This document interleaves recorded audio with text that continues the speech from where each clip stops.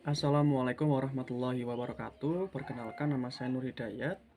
Di sini saya akan menyampaikan perkembangan dari dinasti Ming hingga nanti masa berakhirnya dinasti Ming. Yang mana video pemaparan ini saya buat untuk memenuhi tugas ujian akhir semester pada mata kuliah sejarah Asia Timur.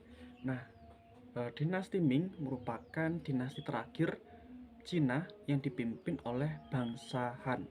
Nah, dinasti Ming berkuasa sekitar kurang lebih 3 abad atau pada tahun 1368 sampai dengan 1644.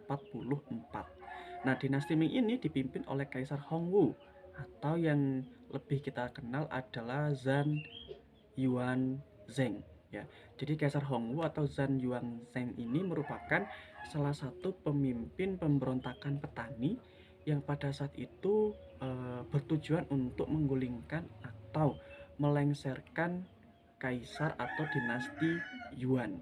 Nah, selama 3 abad berkuasa banyak sekali capaian keberhasilan yang dilakukan oleh dinasti Ming. Jadi perkembangan dinasti Ming ini bermula dari Kaisar Hongwu yang melakukan beberapa kebijakan, diantaranya ada kebijakan reformasi birokrasi, ada kebijakan meringankan pajak rakyat, kemudian ada kebijakan menghukum para pejabat yang diketahui melakukan korupsi. Nah, itu merupakan kebijakan-kebijakan yang dilakukan oleh Kaisar Hongwu yang mana bertujuan untuk menenangkan hati rakyat pada saat itu. Perlu diketahui bahwasanya dinasti Ming ini mencapai kejayaan pada masa kekuasaan Kaisar Yongle. Nah, pada masa Kaisar Yongle ini berhasil menenangkan atau mendamaikan dan memajukan dari berbagai bidang pada masa itu. Dapat kita ketahui bahwasanya Kaisar Yongle ini sekuat tenaga mempertahankan pemerintahannya dengan melakukan ekspedisi militer yang dilakukan di berbagai wilayah atau di berbagai daerah yang bertujuan untuk mempertahankan kekuasaannya. Selain itu, pada awal kekaisaran Yongle ini berhasil menguasai Vietnam dan memukul mundur bangsa Mongol, yang kemudian bangsa Mongol ini pindah ke wilayah Asia Tengah. Selain itu, Kaisar Yongle juga mengirim Laksamana Cheng-ho untuk melakukan ekspedisi maritim ke wilayah selatan. Di dalam 7 ekspedisinya, Laksamana Cheng-ho ini berhasil sampai di Teluk Persia, kemudian India, dan juga pantai timur bagian Afrika. Nah, selain itu, Kaisar juga berhasil membangun di dalam negerinya dan memindahkan ibu kota Cina yang pada masa itu atau ibu kota dinasti Ming yang pada saat itu berada di Nanjiang, kemudian dipindahkan ke daerah Beiping atau sekarang menjadi Beijing. Nah, ada beberapa juga keberhasilan yang dicapai oleh Kaisar Yongle, yaitu kemajuan dan kedamaian yang dirasakan oleh masyarakat pada masa itu.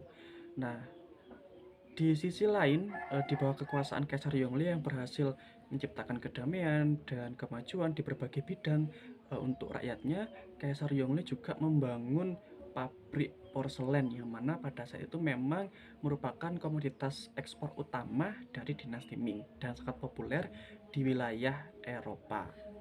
Selain berhasil membangun pabrik porselen, Kaisar Yongle ini juga melakukan pemeliharaan dan perbaikan terhadap tembok besar Cina.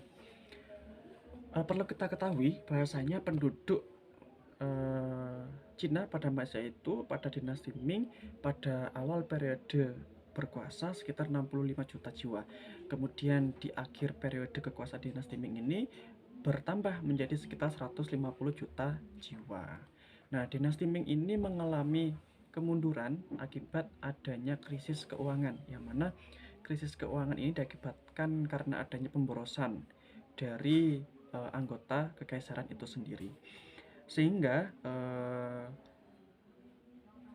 menimbulkan berbagai macam kelaparan. Kemudian selain itu juga terdapat gagal panen, kemudian kampanye militer, dan membengkaknya biaya yang digunakan untuk melawan pemberontakan dari Mongol. Nah, sekitar pada tahun 1632, tentara dari dinasti Ming ini terpaksa meninggalkan pos-pos mereka dan melakukan aksi perampokan eh, karena banyak sekali kelaparan yang diakibatkan dari adanya gagal panen, kemudian krisis keuangan dan sebagainya.